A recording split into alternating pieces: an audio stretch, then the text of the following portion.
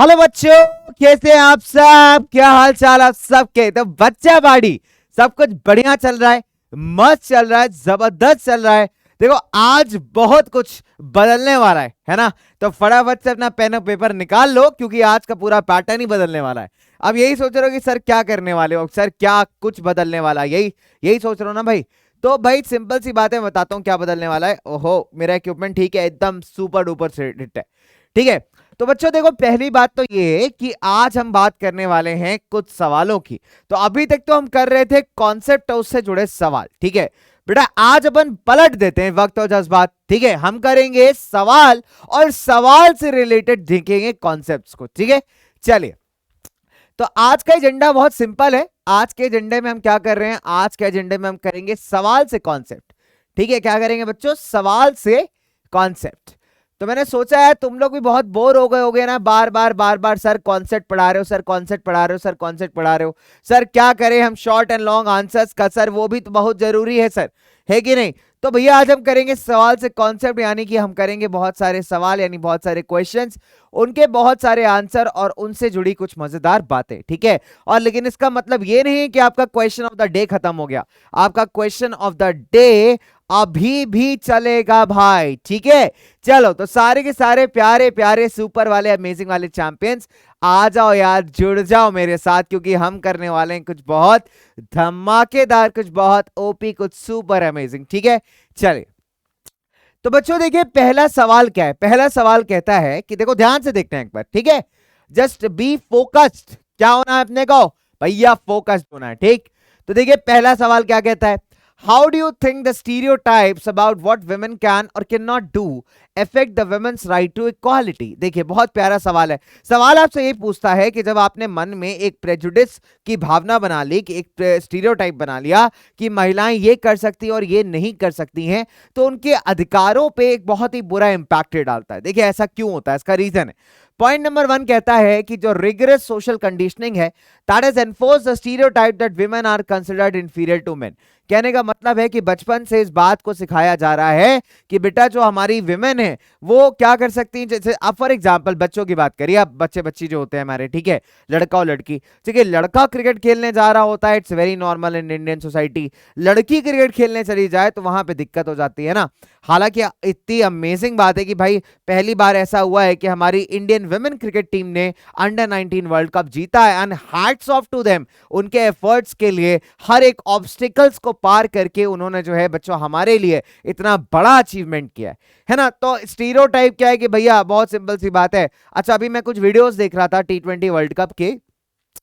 कुछ हमारे ऐसे नेशंस थे जो क्रिकेट के लिए नहीं जाने जाते हैं। ठीक है, मुझे कोई याद नहीं आ रहा किसका मैच था, शायद मतलब कोई ऐसे ही कंट्री था छोटा सा, है ना, जिसको मेंस क्रिकेट में भी कोई नहीं जानता, तो ऐसा कोई कंट्री था। अच्छा, अभी क्या है कि उसके बॉलर ने ना बॉल कराई, फीमेल थी, ऑब्वियसली बात है, गर्ल थी।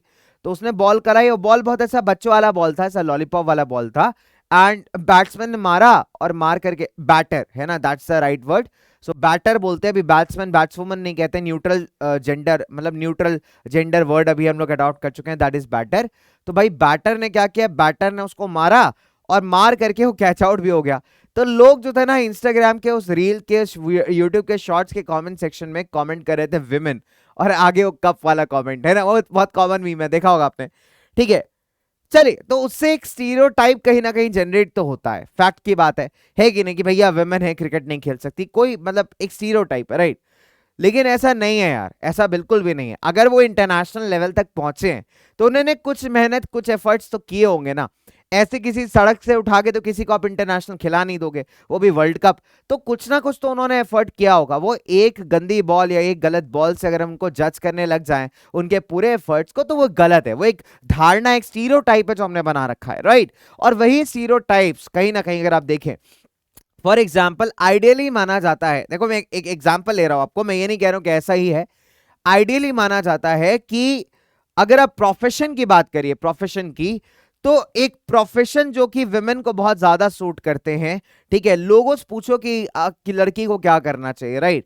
तो लड़की का मन है यार मैनेजरियल पोजीशंस पे आने का, लड़की का मन है किसी कंपनी की सीईओ बनने का, लेकिन शायद जो पास पड़ोस के लोग होंगे, जो सोसाइटी के लोग होंगे, इसको बड़ी अच्छी नजरों से नहीं देखेंगे, क्योंकि उनके दिमाग में एक इमेज बन चुकी है कि अगर एक कंपनी का सीईओ होना चाहिए तो वो तो एक लड़का ही होना चाहिए, है ना। तो बच्चे ये अपने आप में कहीं ना कहीं गलत है। लेकिन मजे की बात आप ये देखिए कि हमारी विमेन ने कितने इंटरनेशनल लेवल पे हमारा नाम रोशन किया है। मीराबाई चानू को ले लीजिए, या फिर साइना नेहवाल को ले लीजिए, या फिर पीवी सिंधु को ले लीजिए, राइट। तो कितने ऐसे एग्जाम्पल्स आपको मिल जाएंगे जहां पे हमारी विमेन ने रॉक किया है, राइट।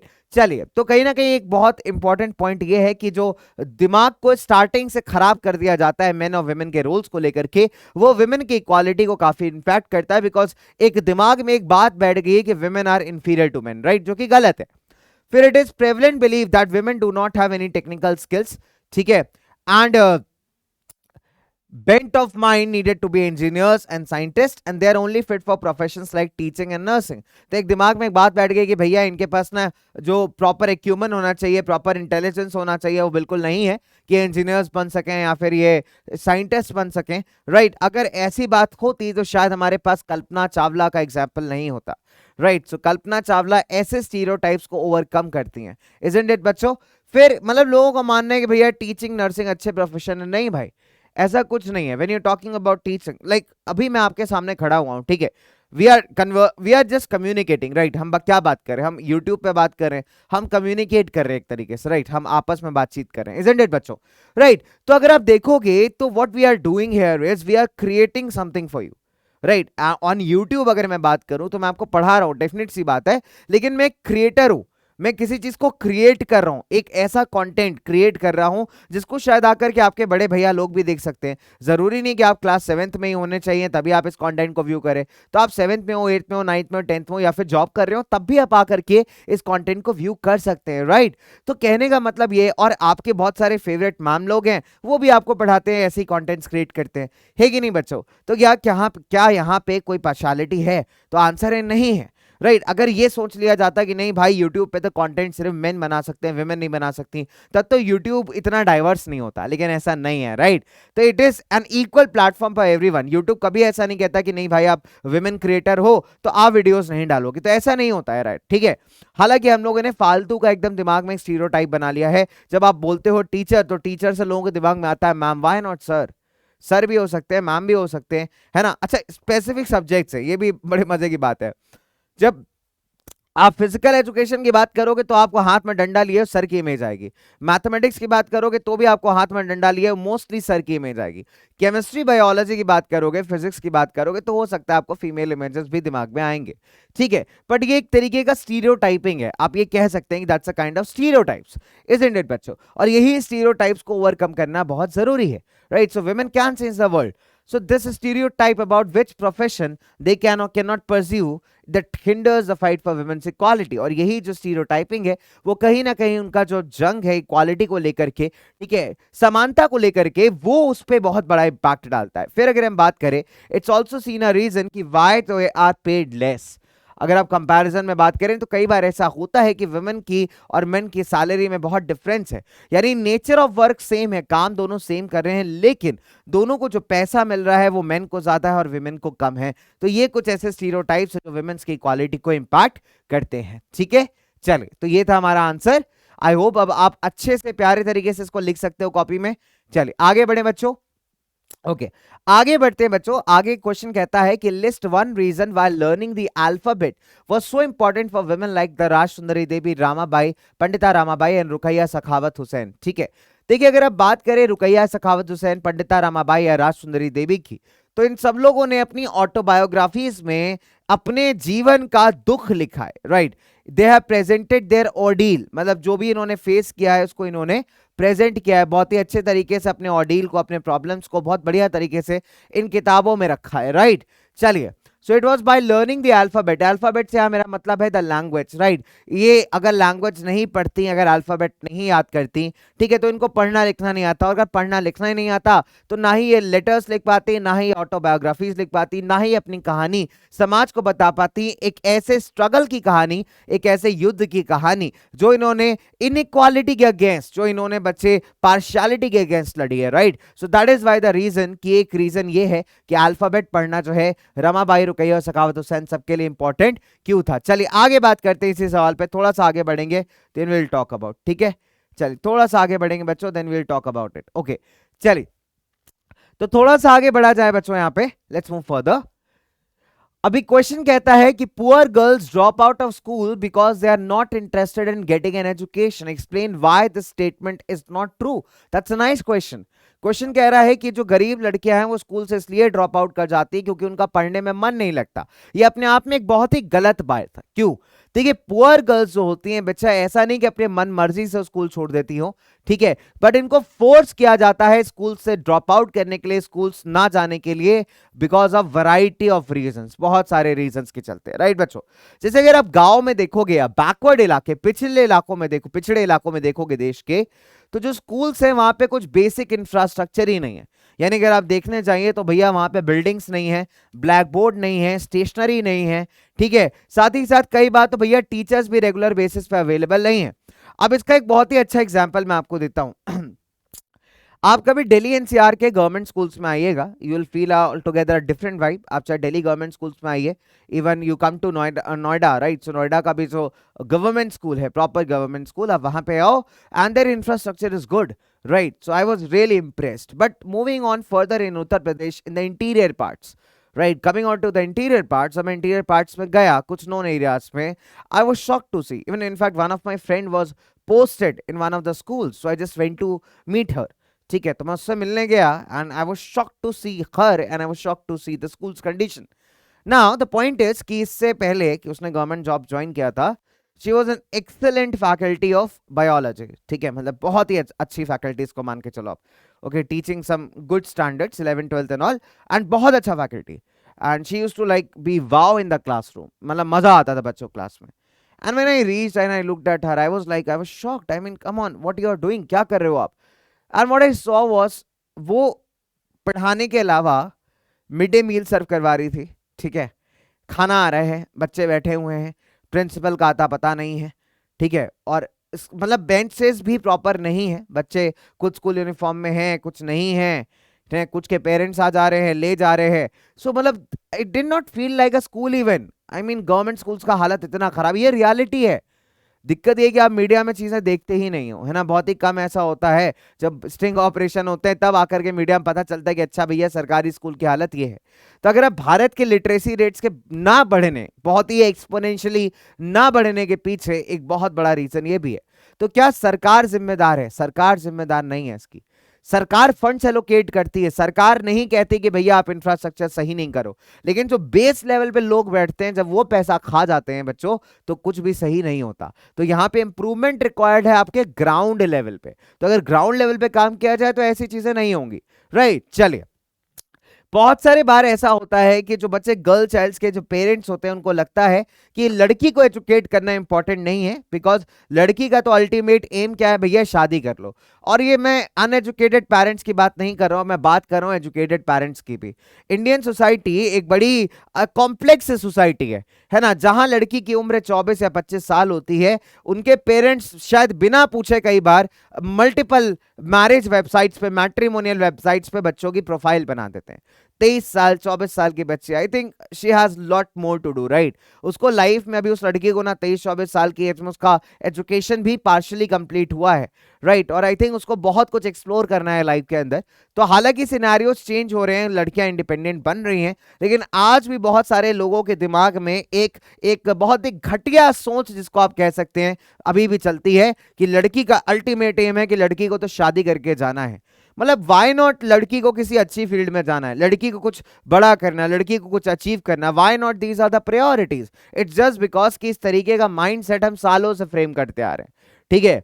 उसके बाद 5-6 रिश्तेदार जरूर आते हैं, उनके लाइफ का एक ही मकसद होता है कि जो भी खाली दिख जाए उसकी शादी करवा दो। ये फैक्ट है। आपने भी कई बार देखा होगा अपने बड़े भैया दीदी लोगों को कई बार नाराज होते, गुस्सा होते हुए ना किसी पर्टिकुलर रिलेटिव से। रिलेटिव्स का 2 ही एम होता है, पहला जाओ और फ्री का समोसा रसगुल्ला खा के आओ, और दूसरा एम होता है कि भैया जो खाली दिख जाए ना घर में उसकी शादी के लिए पिच कर दो। They are the perfect pictures, ठीक है, आप कह सकते हो they are the perfect pictures. तो ये फैक्ट है, राइट। चलिए, तो इसीलिए कहीं ना कहीं बच्चे they are less willing to spend on the daughter's education. हालांकि इनके दिमाग में ये नहीं आता कि अगर लड़की अगर पढ़ लिख जाएगी तो पढ़ने लिखने के बाद लड़की अच्छा कमा सकती है, अच्छा अर्न कर सकती है। इनफैक्ट अगर उसको लगेगा जब when she is getting the right partner in life, तो जब वो शादी करने भी जाएगी तो शायद किसी पर डिपेंडेंट नहीं होगी, इनफैक्ट अपने पेरेंट्स पे भी नहीं होगी।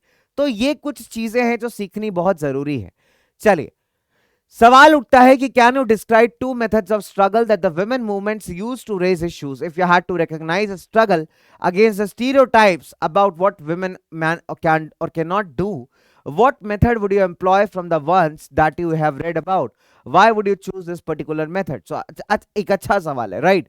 सो कुल मिलाकर के महिलाओं ने बहुत सारे इश्यूज को उठाने के लिए अलग अलग मेथड्स यूज किए, जैसे बॉयकॉट हो गया, प्रोटेस्ट हो गया, धरना प्रदर्शन हो गया, राइट? विमेन मूवमेंट्स चले, फेमिनिस्ट मूवमेंट्स आप जिनको कहते हैं, राइट? फेमिनिस्ट मूवमेंट्स वो मूवमेंट्स हैं जो महिलाओं के लिए जनरली अधिकार, सोशल और पॉलिटिकल अधिकार जीतने के हक में बात करते हैं, राइट? चलिए हम भी कुछ करेंगे, बढ़िया सा देखते हैं कि हम क्या कर सकते हैं और क्या मेथड्स अपनाएंगे। तो अगर आप देखोगे जो विमेन मेथड्स, उन्होंने बहुत सारे मेथड्स को यूज किया है विमेन मूवमेंट्स ने। कुछ मेथड्स को हम यहाँ पे पढ़ते हैं बच्चों। पहला है बच्चे कैंपेनिंग करना। कैंपेनिंग मतलब कि अपने अधिकारों के बारे में लोगों को बढ़ाना, अवेयर कराना। It's an important part of women's movement, क्योंकि ये महिलाओं के अगेंस्ट जो डिस्क्रिमिनेशन होते हैं, जो भी वायलेंस होते हैं, उससे लड़ाई करता है। कैंपेन्स के चलते क्या हुआ है, बहुत सारे नए कानून पास किए गए हैं। ठीक है, एक बड़ा अच्छा एग्जांपल है 2006 का, जब जो लीगल प्रोटेक्शन देता है विमेन को अगेंस्ट द डोमेस्टिक वायलेंस। हालांकि ये लॉ फ्रेम हुआ था अप्रॉक्स 2005 के आसपास, 2006 से एनफोर्स हुआ था कि अगर कभी भी डोमेस्टिक वायलेंस का कोई कंप्लेन आता है, यानी अंकल जॉन सीना अगर बन जाते हैं, ठीक है, गलती से अंकल जॉन सीना बन के आंटी को जो ना मार रहे होते हैं, तो उस केस में आंटी रिपोर्ट कर सकती है, फाइल कर सकती है केस, और अंकल जी को ना सीधा सीधा रिंग से ही बाहर कर दिया जाएगा, यानी सीधे जेल पहुंचाया जा सकता है। तो इस तरीके का अगर हम बात करें बच्चे, लॉज आए थे डोमेस्टिक वायलेंस के अगेंस्ट। फिर ऐसा ही कैंपेन चला था लेट 1990s में, that give birth to a law, जो कि विमेन को सेक्सुअल हरासमेंट से बचाता है इन द वर्क प्लेस। ठीक है, तो देखिए किसी भी जगह पे एक मतलब किसी भी वर्किंग प्लेस पे ना पॉश गाइडलाइंस होती हैं। ठीक है, पॉश क्या होता है बच्चे, देखिए बहुत सिंपल सी बात है कि POSH is like prevention of women या prevention against the sexual harassment. अब what is this, see you need guys need to understand, देखो बहुत जरूरी है। आज का समाज ना बहुत ही फिल्दी हो चुका है, ये फैक्ट है। अब बहुत बार, कई बार आपसे मान के चले, लोग अलग अलग विजुअल्स देखते हैं, लोग अलग अलग सोशल मीडिया पे चीजें देखते हैं, and people in their hormonal rush they try to do something जो कि बिल्कुल भी लीगल और एथिकल नहीं है। ठीक है, अब मान के चलिए किसी, और ये ऐसा नहीं कह रहा हूं सिर्फ गर्ल्स के साथ है, ये बॉयज के साथ भी हो सकता है। ठीक है, अब मान लीजिए कि कोई लड़का आता है और आपसे ना मतलब आकर के बोलता है, this is specially I am talking with respect to girls, कोई लड़का आपसे आकर के ना कोई फालतू का कमेंट, गंदा कमेंट पास करता है, so that guy is actually trying to harass you, bully कर रहा है आपको, है ना, और ये पनिशेबल ऑफेंस है। या फिर maybe there is a definition of good touch and bad touch. कोई आपका रिलेटिव, कोई कई बार ऐसा होता है यार, आपके दूर दराज के जान पहचान के लोगों का दिमाग भी बहुत गंदा हो रखा होता है।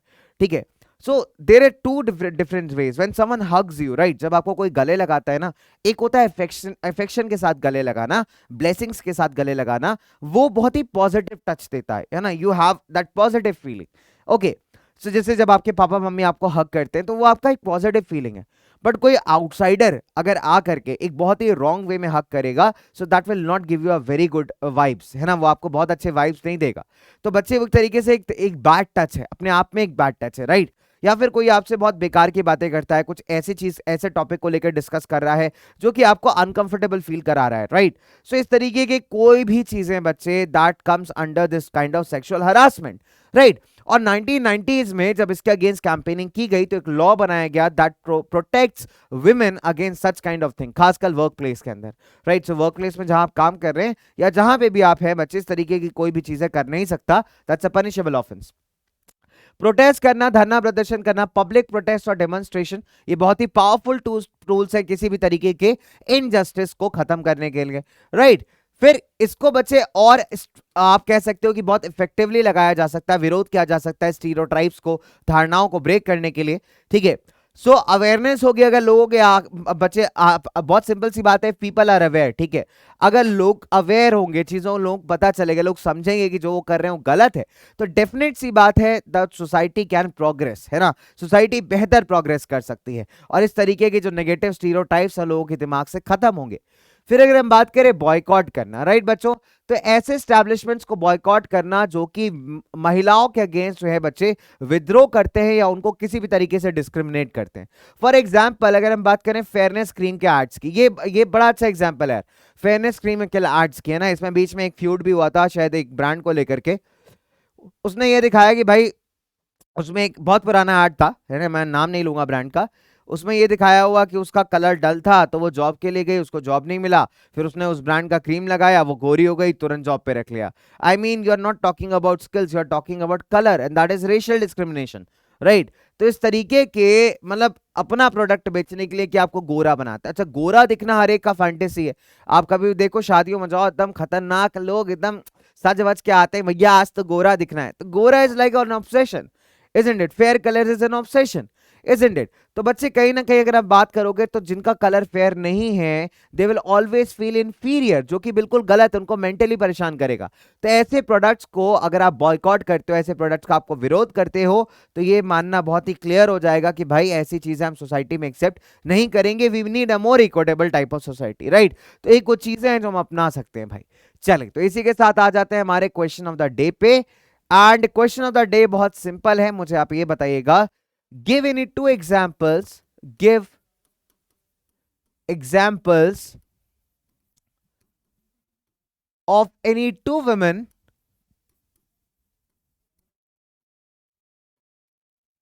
who fought against discrimination.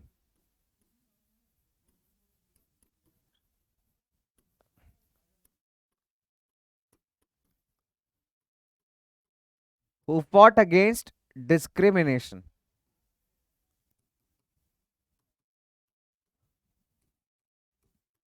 ठीक है, चले, तो यही था आपका आज का question of the day. So I hope मजा आया होगा आपको इस सवाल से चमकते हुए कॉन्सेप्ट को समझने में, राइट बच्चों। चलिए, तो बहुत ही अच्छा लगा यार आपसे बात करके, बहुत प्यारा सा क्यूट सा छोटू सा सेशन था। एंड ऐसे ही और बहुत सारे सवाल मैं इंक्रीज करूंगा और सारे ऐसे कॉन्सेप्ट्स आपके साथ बात करूंगा, ठीक है। चलिए, तो इसी के साथ भाई लोग हम लोग भी क्या करते हैं भाई, विमेन का रिस्पेक्ट करते हैं। सीखिए, और ये रिस्पेक्ट अभी से सीखेंगे तो आगे बड़े तक करेंगे, and also promote the same. And इसी के साथ बच्चों, बाय बाय बच्चा बाडी, take care and have an amazing learning hours ahead. Stay tuned with PW. Bye bye.